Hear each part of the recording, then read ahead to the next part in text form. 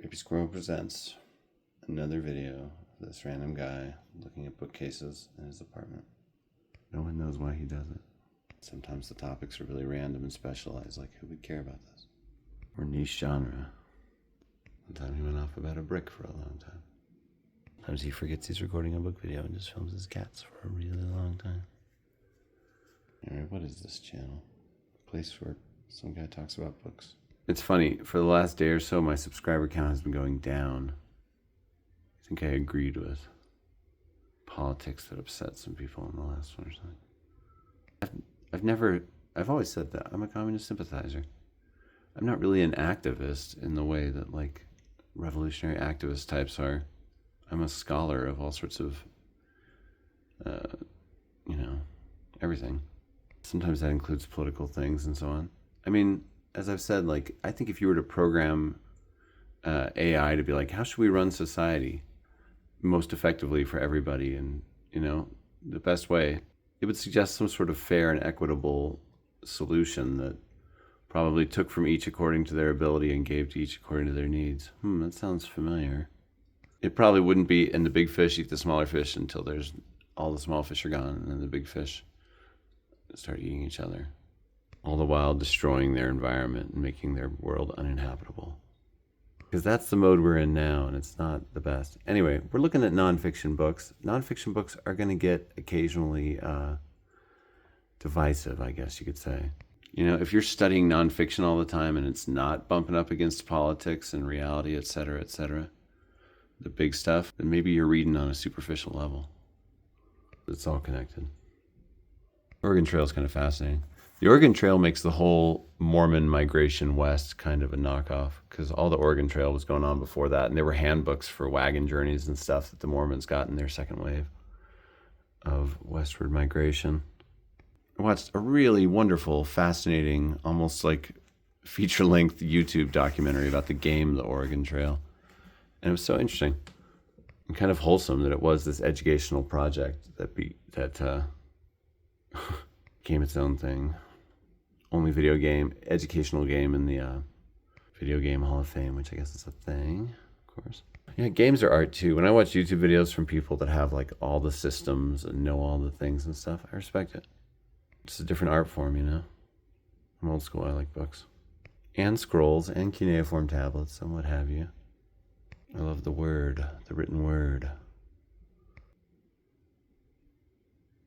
I'm fascinated by its power and meaning. This is such a good, well-written movie. Super 8. This scene is so... I'm looking at it. He's like literally letting go of the trauma of his mom dying. This locket with her picture in it is getting pulled up to become this part of this alien spaceship. It's so like organically written in, the symbolism there. I love that. When I saw this movie in the theater. I mean, usually I watch it like this sort of thing with my kids, like a family-friendly movie with younger characters. But this time I was like, I just want to see that. I watched it over a couple days. And it's so well written and well composed. It's like it's very interesting. When it came out, I Facebooked, Super 8 is super great. And a friend called me a shill and a sellout for Hollywood pablum. And I was like, hey, I'm sure Zizek could talk about something like this and its meaning. Or Baudrillard, or Hannah Arendt, or Maggie Nelson. Half the stuff that hipsters love in a snobby way was like the popular stuff of yesteryear. Why is it okay to like stuff later and not when it's cool and part of a shared cultural thing? Anyway, all right, here's some more nonfiction books. What is nonfiction? Why do we read nonfiction? Why does this channel exist? Squirrel is going to co-host with us today, and so of course, that means she's grooming. So that's really what I add to the show. Call me hair and makeup. Here lies Hugh Glass, a mountain man, a bear, and the rise of the American nation. I bet this is very interesting. This is what that Leonardo DiCaprio movie is based on. And I remember seeing the trailer for that movie and reading that it was based on a book. So I ordered this book, I think through Paperback Swap, which I was active on at the time and will be again. I have a healthier bank account. I stabilize my life. Do hate black marks on books, but that one's at least small. And then I never read the book and I never saw the movie. But I do still have the book.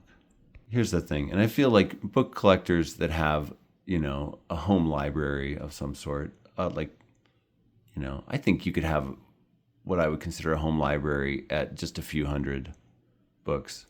When I lived out in a 14-foot travel trailer in the desert, my bookcases were drawers that I wasn't using for other things, and I filled them with just trade-sized paperbacks for the most part because they fit neatly into these drawers. It was great. I could open up a drawer.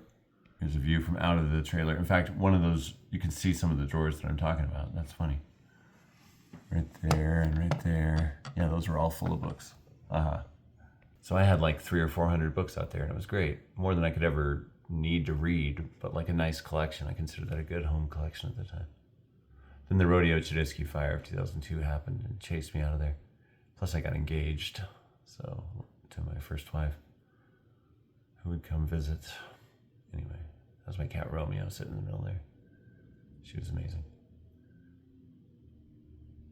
Lived to be like 18. You two would maybe be friends, Romeo and Squirrel. I wonder. Romeo's sister, Juliet, got lost in the woods.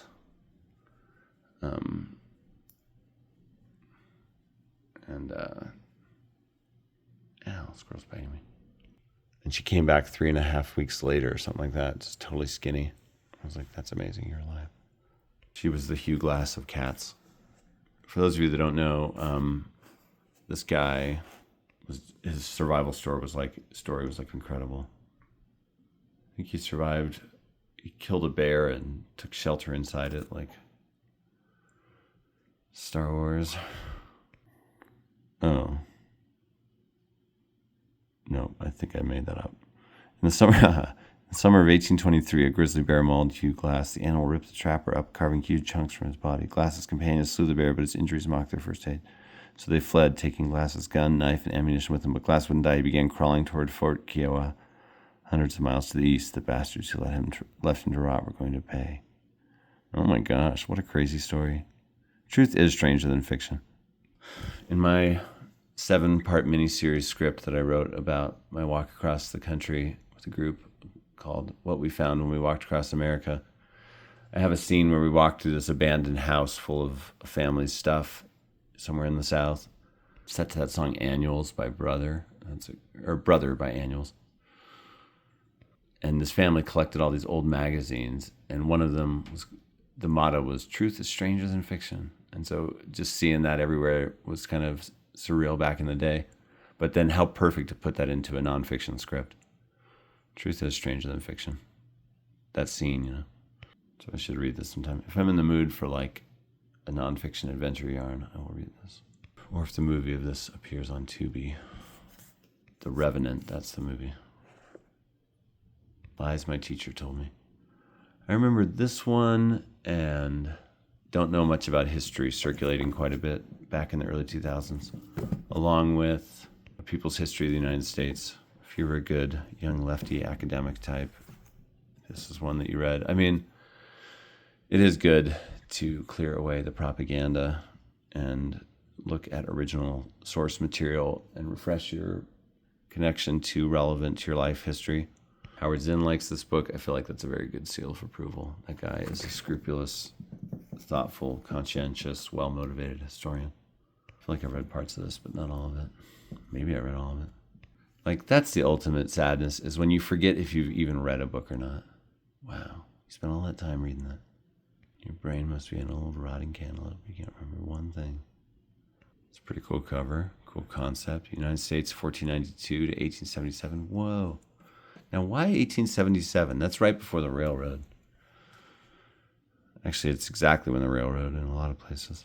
Maybe this work considers that the ultimate like flourish, finishing stroke in the composition of the modern United States. The bringing together of it all into one place. In which case, this is like about the formative years. That's cool. Interesting. Hey, like it or not, I am an American. I live here. My experience is American. My sensibilities have been shaped by this place. A U.S. American in a time when this country has like global hegemony, when people are tweeting things like, I'd move away from America, but I'm afraid I'd be a victim of its foreign policy. Traveling in Central America with the U.S. American identity was very interesting. Traveling in Canada was very interesting. Traveling in Mexico has been too. And I've been to Europe when I was younger, and Asia a little. Just to South Korea. Honestly, that all feels like a dream. I can hear doves really loud. I think they might be roosting right above where I am. Maybe they got into the ceiling. Huh. Well, whatever. It's a pleasant sound, I suppose.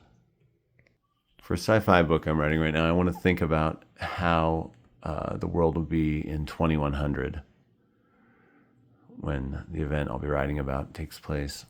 I like that year because it's like numbers counting down to 1, 0, 0.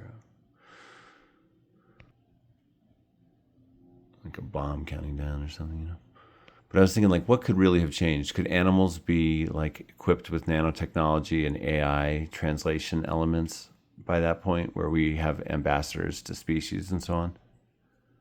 That's in some old sci-fi, and that seems like a possible thing. Cybernetically enhanced animals, increased communication between species. Will we have a building material by then that is stronger than steel but lighter than aluminum, like buckyballs or carbon nanotubes? That would mean buildings so much higher, and that would change the landscape and everything. And will we have cold fusion? There's been a pretty significant breakthrough on that recently, and if they keep building on that. And how significantly will we recalibrate and reorganize the good things that are already going on? So yeah, I'm thinking about 2100 a little bit. What will the United States look like? Will it still be a country? Will it be broken into parts? Heck, if the subject of buying or taking Greenland can be broached so casually, or making Canada the 51st state, anything's on the table. We're selling Alaska this week. Hawaii's nice, but we don't need any areas outside of this country anymore. That would probably be bad geopolitically, since hegemony seems to insist on being maintained once you have it. Squirrel does this to let me know she needs the blinds open. I really do feel like on display every time I'm like that. This looks like a very good book. This looks cool. I like that idea. I really love this book about music called American Music Gets Hot. Oh, Stomp and Swerve, American Music Gets Hot. And it's about all the years leading up to rock and roll. That is a worthwhile area of study, those formative years leading up to something. Maxwell Perkins' old publishing company. Is this from his era? No. I think he was long gone by 72. I can't remember, though I did read a biography of him. Anyway, United States. Anyone read this? One time I was reading a pretty obscure book about, it was like social life in old Virginia. Or no, it was The Explorers of North America, 1492 to something. And I thought it was like an out-of-print old nonfiction paperback. It might have been somewhere on one of these shelves. Nonfiction paperbacks. Called The Explorers of North America. But anyway, pretty obscure stuff. And I was subbing at La Cueva, this pretty rich high school in town, probably the public school in the richest area here in town. Quite affluent, but it's actually nice to talk with a lot of these kids because they haven't known all the suffering and trauma that late stage capitalism inflicts on young people. Can inflict. And this kid was all, oh, my dad's reading that book right now. I'm like, what are the freaking odds that someone else in this city is reading this? And I'm like, he's got to be wrong. I swear I've thought about that so much. Oh, the other day I was at a Village Inn, and this waitress was like, you're always reading when you're in here. She said, what are you reading now? And I told her Green Mansions. Here it is. She said, last time you were reading some book with a staircase on the cover. I'm like, I love that poetic image. I don't want to find out exactly what it was because it's like mysterious. Some version of my past self was reading a book with a staircase on the cover. I can't think what that would be. I mean, I've got this, but I wouldn't have been reading that. Yeah, I don't remember when. Maybe in an alternate reality I'm reading this and I went in there. No idea. Okay, here's a book I have an unusual reason for owning. I'm a scholar of the murder of the journalist Carl Taylor in 1936. I've probably written about it more than anybody. And but Marta Weigel has written a bit about it, and a number of people have written about it from this or that perspective, usually in relation to the penitentes, who are a bigger, more enduring topic in New Mexico history. This Catholic subsect, unofficial for a long time, unofficial at the time of the story, 1936, and his acceptance within the church was delayed for a long time because of that story. Anyway, Carl Taylor was shot in his house while he was reading in Barbary. That book right there, a travel book. That's the book he wrote, Carl Taylor. Odyssey of the Islands. Antique case. These videos exist if you want to go see old books get looked at on this channel. Anyway, at the time of Carl Taylor's death, the article he was working on, the next thing he was writing and researching, was about the murder of Walter W. Liggett. It is like he brought the topic into his own life by writing about it. He summoned it to him. Ugh. I started to read a book about cancer, and everyone I know started to get cancer. I'm like, what am I summoning? No, but the weirdest thing that happens to me with my writing is when I write about anybody, it like brings them back into my life. It's so crazy. And I don't even send it to them. Like when I was writing about Alaska, suddenly people I hadn't talked to in 20 years were calling me up. Very strange. Happened again when I wrote about Boston. It always is. It's really strange. I'm like sending out a beacon when I write about people. I'm thinking of you. Hey, I don't think the collective unconscious is that nonsensical of an idea. We have no idea all the many ways that we interact and collaborate. What, ants are the only species that like works as a colony in a larger way? It means that technology is there within animal organic machinery, you know? I don't remember much about the murder of Walter W. Liggett. I think I read this at one point, or I meant to. Stopping the Presses, the 1935 murder of a most unlikely hero, Walter W. Liggett, idealist, progressive, muckraker, newspaper publisher, crime buster, and not least of all, the author's beloved father. So in a way, this is... In fact, I think Taylor wanted to do a whole book on this murder, which is interesting. He was like Truman Capote before Truman Capote. He's like, I could see a whole gripping narrative out of that. This would have been a book like this would have been a very different follow-up than his first book, which was about traveling around Philippine islands, meeting with flagellant sects that whip themselves like the penitentes. That's why he was back in New Mexico. My book 2, will have a chapter that is going to intertwine historic accounts of 3 famous murders in the Sandia Mountains. The murder of Carl Taylor in the 1930s, the Placitas hippie commune murders in the 1970s, and the Hollywood video employee murders of the 1990s. And it's going to intertwine like my own story and life in the mountains woven throughout that one, in particular about the years where my mom was dying of kidney failure. And, use death in the mountains as kind of a motif. A launch pad for thematic exploration. So maybe I hope that'll get Carl Taylor back in the public consciousness a little bit. In the meanwhile, in his story, and I mean, it's just a really interesting thing that happened. And it had effects. It's the story that broke the penitentes to the world. And so there were all these sensational headlines surrounding it, like blood rites of the scourges of Satan. That was one. But the similarities between this story and Taylor and his story, how interesting. I'm like realizing I haven't written about that enough from that angle. If I've written about this at all, maybe it's got a sentence or two in my current version of that. If you listen to my podcast, City on the Edge, go back to some of the very first episodes and you'll find a 2-part essay where I read a 2-part pair of episodes where I read a 10,000 word essay. My friend Ty even sings this old folk song that the killer wrote in jail. It's great with a guitar and stuff. What's up, squirrel? You can come back up. There she goes. I have a really cool idea for a low budget movie. I want to film with my next door neighbors on the top floor of this, a high concept comedy. I think it could be super funny and easy to shoot. 2 locations, here and one other place. Oh, this goes back to my Bookworks era when I would get so many ARCs, advanced reader copies, from the back room there, which was free game for employees. I've weeded out a lot of them because, I like my books to be nice. But ARCs are cool to have sometimes. And if they're for a book you really like and you have multiple copies, it's kind of cool to have an ARC and see what that's like. I used to have an original, it was a spiral bound copy of the Shawshank Redemption's original shooting script. I wish I'd kept that. I got rid of it during a spiral bound purge. I was like, get this crap out of my collection. But I do regret that now because what are you going to do? Some stuff's spiral bound. I think I learned from this. I read this. I love books about trees. I love trees. I've long been interested in a quote in this book. Okay, look, that's cute. Hey, she almost never loafs it up, and she's loafing it up.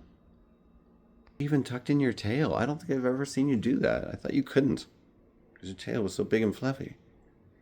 Huh. This is a special moment. Everyone, nature has given us a gift. That's just so convenient, but it's very funny. I do love a good multi-purpose joke line, Sir, this is a Wendy's. Classic. John Burroughs once said, if you were to sit under an oak tree for an entire day, you would have enough information to write an entire book. The first time I read that, I thought it would be impossible. But since I was also young and curious, I went ahead and tried it. I sat under an oak tree for an entire day, and I was amazed. If I'd been able to record it all, I could have filled volumes with the beauty and drama that passed before me. It's true. And slowing down your perception to that sort of thing would be an amazing experience. Boring, but, you push through that. That's why the avant-garde calls boring stuff anti-absorptive art sometimes. Sometimes you're supposed to feel that, Books of utility. Yeah, I've thought of doing like a cool writing event where you get like as many writers as you could to all go up and sit beneath a tree for like a full day in one general area in the mountains, like where so you could share like a parking area. And that's the assignment. Just stay as close to one tree as possible all day long. It's not about socializing. It's about you and the tree. And you document it. And then there'll be a second indoor session later over food where people share what they wrote down. I think that would be a really cool writing event. Do I feel that social to attempt such things again? We'll see. Right now I'm in survival mode, so I gotta focus on just getting everything paid and figuring out my employment. Such projects are the luxuries of people with always reliable vehicles and a little free spending cash. I'm not quite there. I do think all the things I've experienced, all the gig jobs I've worked and the menial scraping by and all of that, it's added teeth and edge and some real quality to my work and will provide additional understanding that will be a part of it. Because I've read works of privilege. I think it's why I don't love Nabokov. I'm just like, this is a little fancy lad. To quote David Letterman's character in the movie Cabin Boy, I sure do hate them fancy lads. So let's go. Maybe in her kitty culture, this is a sign of respect and trust to sit and groom next to somebody. Recording, what's that? That was not that many books. And look how long this video is already. I'm sorry. But here's the end of that shelf. Evil bookstore mark. Evil. Book about bird watching. Speaking of hobbies available to the idle rich, I watched that movie The Big Year. It's like an early Jack Black movie. I think he's a great comic talent, and so that would make me like check a movie out. But I had never heard of it, and like Steve Martin's in it. Who else? It's about these kind of like people with money and the option to spend trying to see every bird available in North America and collect them all. Flying around. But when I watch a movie, I'll usually like look it up later on and read about it on Wikipedia and elsewhere online and so on, learn some things, watch a YouTube video or two. 'Cause I'm a freak. Father, son, and a lifelong obsession. But one of the funniest reviews of that movie, The Big Year, it was just unfathomable. It was like, why does this movie exist? A movie about people with money collecting bird species? Hey, I don't care. Once you realize it's all one big story, every story is interesting. And birds are interesting, and maybe such an obsession would add illumination to them, you know? One time on the hike across the country that I was a part of in 2001, I woke up after having slept underneath the picnic table because it had been rainy along the Appalachian Trail, and there were just all these bird watchers right there. I got a great picture of just all these people with their binoculars pointed up into the trees. And then I bird watched with them for a little bit, and I learned some birds. That's when I met this weird bird and brought her home. She's a beakless, furry, gray kiwi. I think. Well, we've looked at another nonfiction shelf. Me and a vast archipelago of people across time and space, maybe decades from now, years from now. And, you know, some people right now. But not right now. It's weird. What did we learn? Well, there's some more books that exist. And these are books owned by somebody living in the southwest of the United States in the year 2025.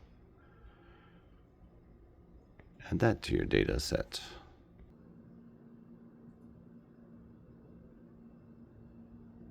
The purpose of language is to pin catastrophe to the page. That's Marguerite Duras, I think. Or it's somebody writing about Duras, I can't remember. In the epigram chapter of my book where I use that quote, it's attributed properly. I bet if someday I was able to program all of the contents of all of these books into like a digital AI persona, that would be a pretty cool persona. With its nerdy obsessions, sure, but a good overall picture of things, I think. We'd hang out, me and this Terminator character. Prisma, we've never even seen your mother this whole video. What's she up to? She's just hanging out on bed in the kids' room. Hi. What's up, sweet kitty?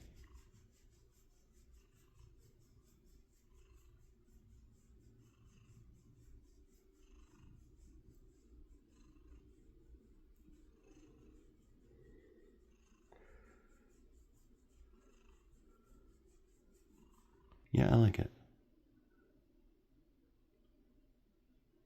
It captures a certain grandeur. All right, well, take care, everybody. I always appreciate your comments. Next time, we're going to look at more nonfiction. That's a good one. All right, take care, folks.